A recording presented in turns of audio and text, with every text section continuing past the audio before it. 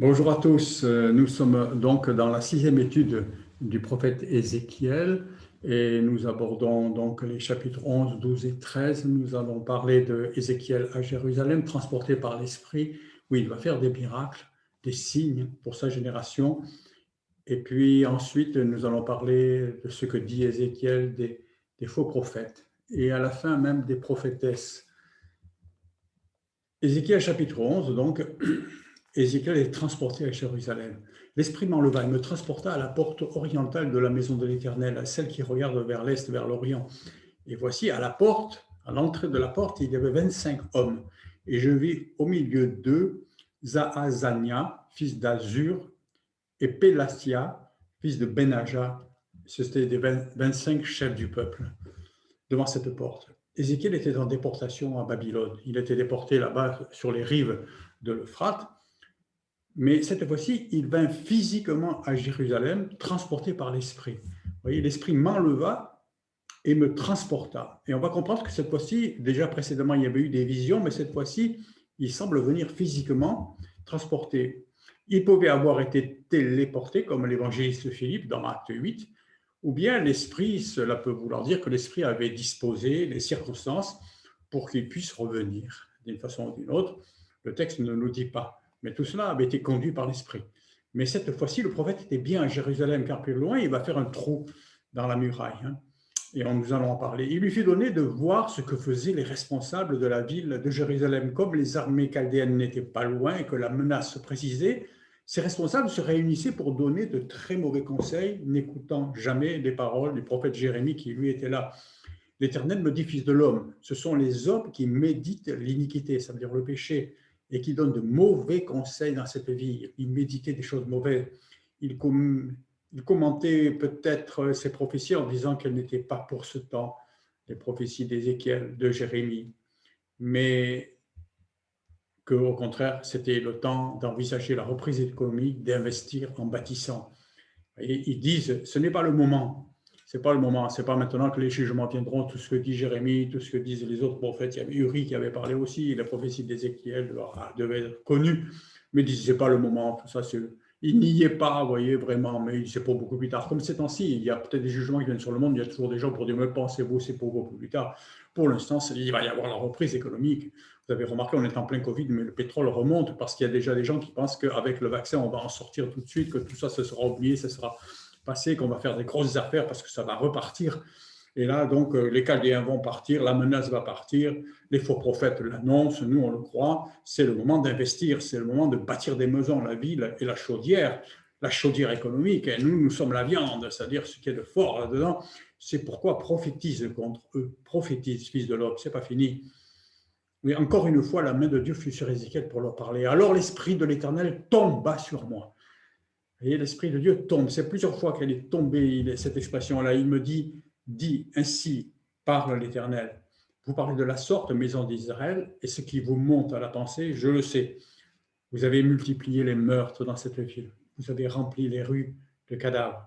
À cause de leurs injustices, de leurs crimes dans la ville de Jérusalem, la viande dont il parlait pour exprimer l'idée qu'ils étaient la force de la nation, eux, le groupe des sages, cette viande allait être en fait les cadavres, les leurs, entre autres, les cadavres de la population. C'est pourquoi, ainsi parle le Seigneur l'Éternel, vos morts que vous avez étendus au milieu d'elles, c'est la viande, c'est elle la chaudière. Mais vous, on vous en fera sortir. Vous avez peur de l'épée, je ferai venir sur vous l'épée, dit le Seigneur, je vous ferai sortir au milieu d'elle, je vous livrerai entre les mains des étrangers, j'exercerai contre vous mes jugements, vous tomberez par l'épée. Peut-être pas dans la ville, mais ils tomberont. Je vous jugerai sur la frontière. Et vous saurez que je suis l'Éternel. La vie ne sera pas pour vous une chaudière. C'est la frontière d'Israël que je vous jugerai. Nous savons par le livre de Jérémie, nous avons vu, pour ceux qui avaient suivi l'étude, qu'à la fin, c'est ce qui arrive exactement. Lorsque ces Sédécia s'échappent, que les autres s'échappent aussi, ils vont tous tomber à la frontière. Lorsqu'ils seront jugés avant d'être passés par l'épée par les Babyloniens, ils comprendront que la parole d'Ézéchiel était la vérité, mais ce sera un peu tard. Vous saurez que je suis l'Éternel, dont vous ne m'avez pas suivi les conseils, les ordonnances et pratiqué les lois, mais vous avez agi selon les lois des nations qui vous entourent. Vous avez ignoré Dieu. Alors le prophète s'éclame, Seigneur, anéantiras-tu tout? Mais non, il y a un salut pour les déportés. Comme je prophétisais, Pélatia, fils de Benaja, celui qui faisait partie des 25 responsables de la ville qui étaient à la porte en train de donner très mauvais conseils, qui disait nous sommes la chaudière, les affaires repartiront, investissons. Comme je prophétisais, ce Pélatia mourut. Je tombais sur ma face et je m'écriai à voix haute, ah Seigneur, anéantiras-tu tout ce qui reste d'Israël? La mort commençait à frapper parmi les responsables de la ville, malgré parmi ces 25 qui donnaient les mauvais conseils. Et le prophète cria au Seigneur. Le Seigneur lui répondit que ceux qui refusaient d'obéir à sa parole, parole donnée par Jérémie, demandant aux habitants de Jérusalem de tout abandonner et de partir, cela n'avait pas d'espérance. La volonté de Dieu, c'était d'accepter l'épreuve et de tout perdre pour sauver sa vie. Il fallait tout perdre, parce que la vie passée, c'était une vie pleine d'idoles, une vie dont Dieu voulait arracher les racines des choses mauvaises. Il fallait la repentance, accepter de partir et tout perdre.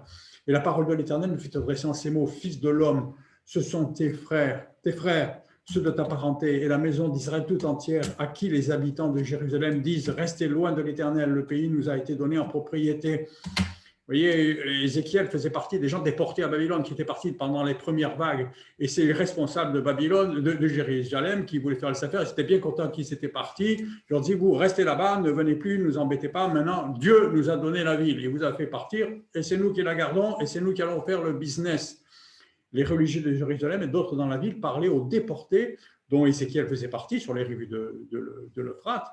Et il disait, restez où vous êtes, ne revenez plus, ne vous mêlez pas de nos affaires, car Jérusalem est maintenant à Dieu, à nous, Dieu nous l'a donné pour toujours. Or, justement, Jérémie leur expliquait que Dieu ne leur laissait comme seul salut la repentance et le départ en déportation. L'épreuve venait de Dieu, le joug venait de Dieu, à cause de leurs péchés. La repentance, c'était d'accepter le plan de Dieu, leur vie étant alors leur seul butin. Plusieurs fois, Jérémie le dit, même à Baruch, son serviteur, il lui aura dit, ta vie sera ton seul butin. Ça veut dire, tu perdras tout. Il fallait tout perdre pour sauver sa vie. C'était ce que Jésus avait dit aux Grecs dans Jean 12, suivez-moi et perdez de votre vie. Alors vous la retrouverez. Alors il y avait des projets, des promesses d'espérance, de paix, de bonheur. C'est à ce moment-là que Jérémie avait dit ces paroles que nous utilisons souvent, nous les chrétiens un peu à tort. Mais c'était pour la déportation. Ceux qui acceptaient de prendre leur croix et de partir et de tout perdre. C'est ce que doit faire l'enfant de Dieu, mourir avec le Seigneur et tout abandonner de la vie dans ce monde. Mais il n'est pas question d'abandonner ses responsabilités, c'est autre chose. Suivre Jésus en mourant à cette vie. Ainsi, le Seigneur confirmait les paroles de Jérémie en disant qu'il prendrait soin des déportés et que eux et eux seuls hériteraient de la terre d'Israël. Vous voyez, ce n'était pas ces 25-là, c'est responsable. C'est pourquoi tu diras, ainsi parle le Seigneur l'Éternel, si je les tiens éloignés parmi les nations, si je les ai dispersés en divers pays, je serai pour eux quelque temps un asile dans les pays où ils sont venus. C'est pourquoi tu diras, ainsi parle le Seigneur l'Éternel, je vous rassemblerai du milieu des peuples, je vous recueillerai des pays où vous êtes dispersés, et je vous donnerai la terre d'Israël. Et nous comprenons, je l'ai déjà expliqué souvent, que l'esprit prophétique confond souvent les événements, mélange les événements proches et lointains. Il y a eu plusieurs déportations, plusieurs retours, et là, ça parle de tous les retours, ça parle en particulier des retours du temps de la fin que nous vivons. Le cœur nouveau en déportation. C'est là qu'ils iront en déportation et ils en ôteront toutes les idoles et toutes les abominations. Je leur donnerai un même cœur et je mettrai en vous un esprit nouveau. Je donnerai de leur cœur, leur corps, le cœur de pierre et je leur donnerai un cœur sensible, un cœur de chair, afin qu'ils suivent mes ordonnances et qu'ils observent et pratiquent mes lois. Ils seront mon peuple, je serai leur Dieu. Cette épreuve, cette mort à la vie passée était le seul moyen d'arracher les idoles des cœurs. Et la simple repentance n'était pas suffisante, mais il était nécessaire de vivre longtemps dans l'épreuve pour que ce nettoyage se fasse complètement et que le Seigneur puisse donner le cœur nouveau promis par Jérémie. La séparation, la sanctification est bien le moyen que le Seigneur utilise pour faire son œuvre en nous. Il n'y a pas de technique, il n'y a pas de kit sozo, de choses accélérées. Il faut un temps de déportation. Il fallait 70 années. La vie entière d'un homme, c'est notre vie sur la terre. Elle sert à nous séparer des idoles. Le Seigneur nous sépare toute notre vie. Il n'y a pas un kit pour faire ça dans une semaine. Ce n'est pas vrai, c'est toute une vie. Et le Seigneur transforme nos cœurs, nos âmes et nous donne un cœur nouveau. C'était quelque part, on rejoignait la promesse d'alliance nouvelle de Jérémie, annoncée par Jérémie, où le prophète annonçait une œuvre d'inscription de la parole dans les cœurs. Les œuvres retomberont sur leur tête à ceux qui ont été méchants à Jérusalem, mais pour ceux dont le cœur se plaît à leurs idoles et à leurs abominations. Vous voyez, il y a ceux qui se repentent, il y a ceux qui regrettent, il y a ceux qui pleurent, il y a ceux qui n'ont pas la force de s'arracher à l'idole, mais qui le désirent, qui comprennent. Et le Seigneur va les déporter et va les nettoyer. Mais ceux dont le cœur se plaît, c'est autre chose, se plaire dans les idoles et dans leurs abominations. Je ferai retomber leurs œuvres sur leur tête, dit le Seigneur. Ça retombe. La grâce de Dieu nous épargne souvent des conséquences immédiates de nos péchés. Mais lorsqu'il cesse de pas d'âme et de faire miséricorde, les conséquences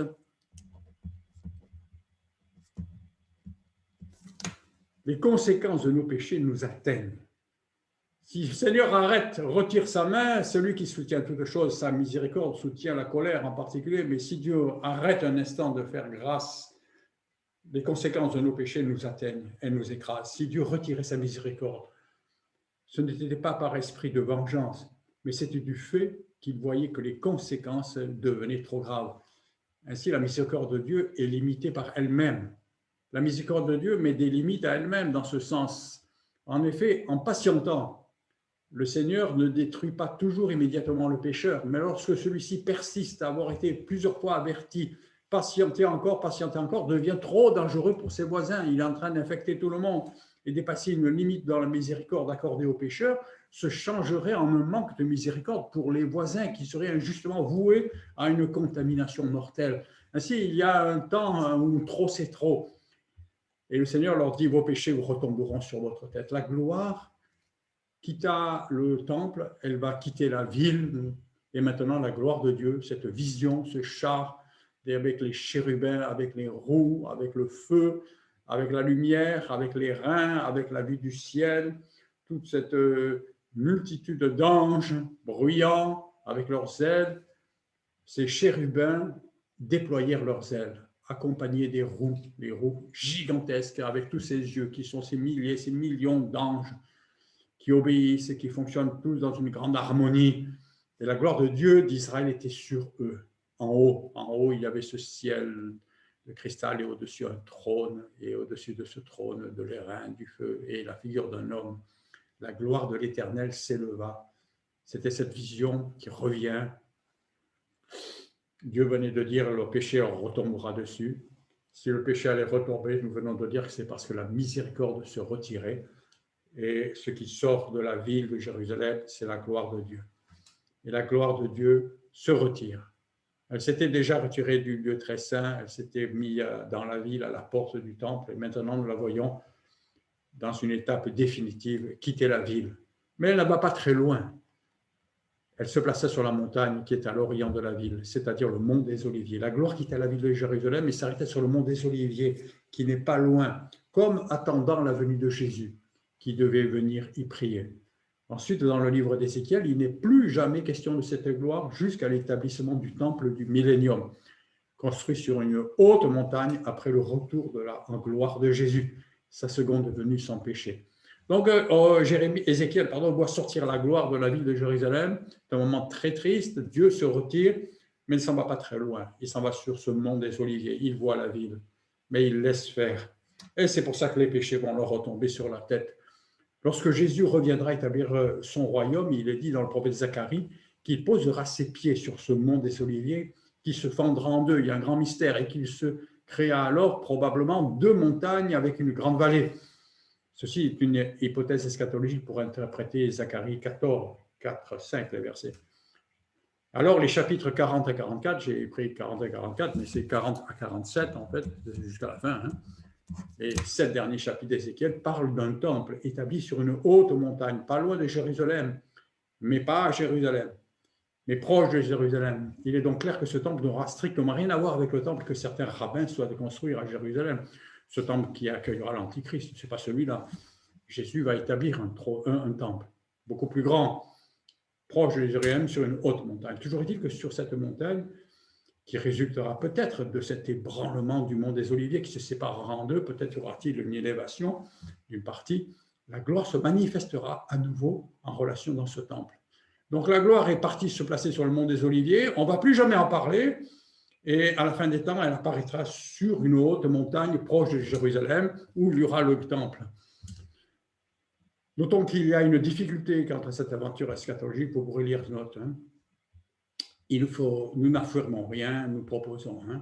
Mais ce que je veux simplement souligner maintenant, c'est que la gloire s'est retirée sur la montagne et que dans le Deutéronome, Moïse avait dit, en parlant du pays de la promesse, de Jérusalem en particulier, c'est un pays dont l'Éternel, ton Dieu, prend soin et sur lequel l'Éternel, ton Dieu, a continuellement les yeux du commencement à la fin de l'année.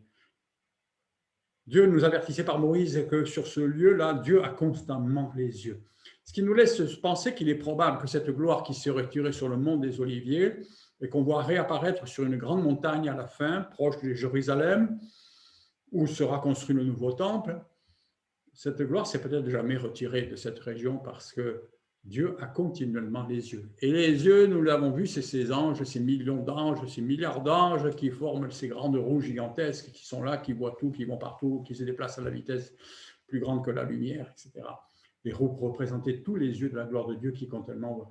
Donc nous brassons là une hypothèse eschatologique, je ne veux pas aller dans plus de détails, mais vous comprenez le principe, c'est qu'à cause du péché de ces 25 hommes qui n'ont pas voulu se repentir, à cause de la situation de Jérusalem, Dieu prépare les réfugiés à partir à Babylone pour arracher de leur cœur les choses mauvaises, mais la colère va retomber les péchés vont retomber. Pourquoi? Parce que la gloire se retire. Ce n'est pas Dieu qui fait tomber, c'est les péchés qui retombent parce qu'ils ne sont plus couverts par la grâce de Dieu. La gloire se retire du temple, elle se retire maintenant de la ville, mais elle ne va pas très loin. Les yeux sont toujours sur Jérusalem. Dieu n'a pas oublié Jérusalem, n'a pas oublié ses promesses, n'a pas oublié Abraham. Et on verra cette gloire à la fin du livre, si Dieu le veut, si le Seigneur n'est pas revenu avant, on la verra revenir à Jérusalem. Retour à Babylone en vision. Le prophète est ramené en vision à Babylone. Cette fois-ci, en vision, vraiment, le prophète retourne parler aux réfugiés qui sont là-bas, les consoler, leur disant, ne vous inquiétez pas, Dieu ne vous abandonne pas, ce qu'a dit Benaja, ce qu'ont dit les 25 responsables, ce qu'ont dit les méchants hommes de Jérusalem sur vous, à savoir, ne revenez plus, foutez-nous la paix, maintenant Jérusalem est à nous, vous êtes déportés, c'est fini pour vous. Cela n'arrivera pas du tout, il n'y aura pas du tout de théologie de remplacement, Dieu n'a pas abandonné, il ne vous abandonne pas, le vrai Israël, c'est vous maintenant, les déportés. Ceux qui ont pris la croix, ceux qui ont reçu le Seigneur sont les vrais disciples, même s'ils sont dans l'humiliation, même s'ils ne sont pas à Saint-Pierre de Rome avec des statues, avec de l'or, avec du machin. Ce n'est pas cela que Dieu sauve, c'est ceux qui ont accepté de prendre la croix, de mourir avec le Seigneur et ceux qui traversent la vallée de la sanctification pour se laisser transformer par le Seigneur. L'Esprit m'enleva et me transporta à Babylone, en Chaldée, auprès des captifs. Vous voyez, là où il y a les captifs, là où il était avant, en vision par l'Esprit de Dieu. C'est en vision, vous voyez. Et la vision que j'avais eue disparut au-dessus de moi. Et je dis aux captifs toutes les paroles qu'il m'avait révélées. Ainsi, les déportés qui cherchaient la face de Dieu dans la repentance étaient tenus avertis de ce qui allait arriver à Jérusalem. Ceci nous prouve bien que le Seigneur n'a pas vraiment besoin de médias électroniques pour parler à ses enfants, où qu'ils soient. Il peut transporter des hommes de Dieu par l'Esprit, les téléporter. Il peut faire des prodiges. Le Seigneur, quand il a besoin de parler à des foules, il sait parler à des foules avec ou sans. Ça n'empêche pas qu'il puisse se servir des moyens électroniques, mais si un jour nous étions privés de moyens électroniques, le Seigneur ferait des miracles pour parler, pour marquer, pour compter, pour agir. Et cet homme en blanc, cet homme en lin qui, nous l'avons vu la semaine dernière, avait un écritoire à la ceinture et qui marquait et mettait la marque, ne se servait certainement pas de moyens informatiques, mais c'était un ange et le Seigneur a tous les moyens. Et maintenant, nous allons voir un signe important. Jérusalem, pendant que Ézéchiel,